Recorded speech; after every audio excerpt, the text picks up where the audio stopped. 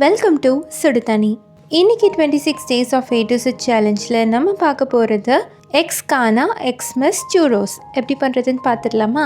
இந்த சூரோஸ் வெறும் ஒரு 10 மினிட்ஸ் இருந்தால் நம்ம பண்ணிடலாம். இது மெல்டட் சாக்லேட்டோட வச்சு சாப்பிட்றதுக்கு செம்ம சூப்பர் காம்போவாக இருக்கும். இதோட இன்க்ரீடியன்ஸை நான் டிஸ்கிரிப்ஷன் பாக்ஸில் கொடுக்குறேன். இப்போ வாங்க சேர்ந்து சமைக்கலாம். ஃபர்ஸ்ட் இதுக்கு நம்ம கோட்டிங் ரெடி பண்ணி வச்சுக்கலாம். ஒரு பிளேட்டில் 1/4 கப் சர்க்கரை, 1 டீஸ்பூன் பட்டை பொடி சேர்த்து நல்லா மிக்ஸ் பண்ணிக்கலாம். நம்ம சூரோஸ் பண்ணிவிட்டு இதில் தான் கோட் பண்ண போகிறோம். இதை ஃபஸ்ட்டே ரெடி பண்ணி வச்சுக்கோங்க.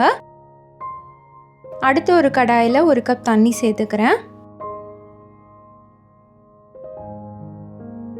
தண்ணி நல்லா சூடானதுக்கப்புறமா இதில் ஒரு பிஞ்ச் உப்பு, 3 டேபிள் ஸ்பூன் சர்க்கரை, 40 கிராம் வெண்ணெய் சேர்த்துக்கலாம். நான் அன்சால்டட் பட்டர் தான் எடுத்திருக்கேன். சேர்த்துட்டு இதோட 1 டீஸ்பூன் வெண்ணிலா எசன்ஸும் சேர்த்துக்கலாம். இப்போ வெண்ணெய் நல்லா மெல்ட் ஆகிற வரைக்கும் இதை அப்படியே கொதிக்க விடுங்க. வெண்ணெய் ஃபுல்லாக மெல்ட் ஆனதுக்கப்புறமா இதில் 1 கப் மைதா சேர்த்துக்கலாம்.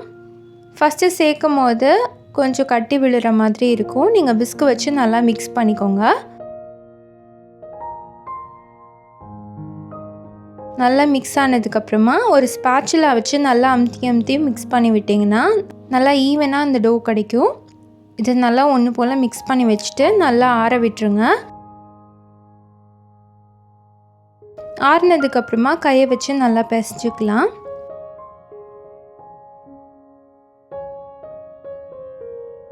இப்போ இந்த டோ ரெடியாக இருக்குது. அடுத்து இது ஒரு பைப்பிங் பேக் இல்லாட்டி இந்த மாதிரி ஏதாவது டூல் வச்சு நம்ம பைப் பண்ணிக்கலாம். ஸ்டார் நாசில் போட்டுக்கோங்க, அப்போ தான் சூரோஸோட ஷேப் கரெக்டாக வரும்.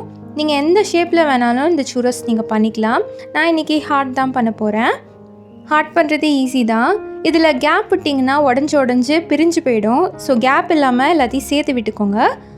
இந்த ஹார்ட்டை அப்படியே நம்ம எண்ணெயில் ஃப்ரை பண்ணி எடுத்துக்கலாம்.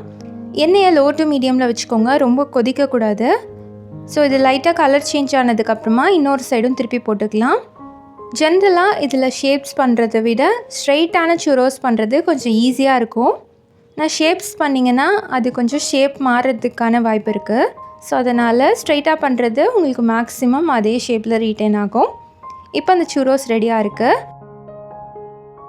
இந்த மாதிரி நான் எல்லாத்தையும் ஃப்ரை பண்ணி எடுத்துக்கிறேன். இப்போ கொஞ்சம் அந்த ஆறுனதுக்கப்புறமா ஆல்ரெடி நம்ம மிக்ஸ் பண்ணி வச்சுருக்க சுகர் சின்னமான் மிக்ஸில் இதை நம்ம கோட் பண்ணி எடுத்துக்கலாம்.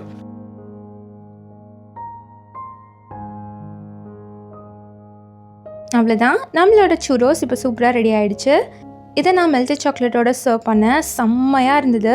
இதை ஒரு டெசர்ட் கிரேவிங் இருக்கும் போது சாப்பிட்றது கூட ரொம்பவே நல்லாயிருக்கும். ஸோ வீட்டில் ஒரு ஃபேமிலி டைம் பண்ணுறீங்க, ஏதாவது ஒன்று சாப்பிட்ணும் நறுக்கு முறுக்குன்ட்டு ஆசையாக இருந்துச்சுன்னா இந்த கிறிஸ்பியான எக்ஸ்மஸ் சூரோஸை நீங்களும் ட்ரை பண்ணி பாருங்கள். நீங்களும் இதே மாதிரி இதை பண்ணி பார்த்துட்டு எப்படி இருந்துச்சுன்னு சொல்லி கமெண்ட்டில் சொல்லுங்கள். இந்த வீடியோ உங்களுக்கு பிடிச்சிருந்தால் லைக் பண்ணுங்கள். சுடுதண்ணி சேனலை சப்ஸ்கிரைப் பண்ணுங்கள். தேங்க்யூ.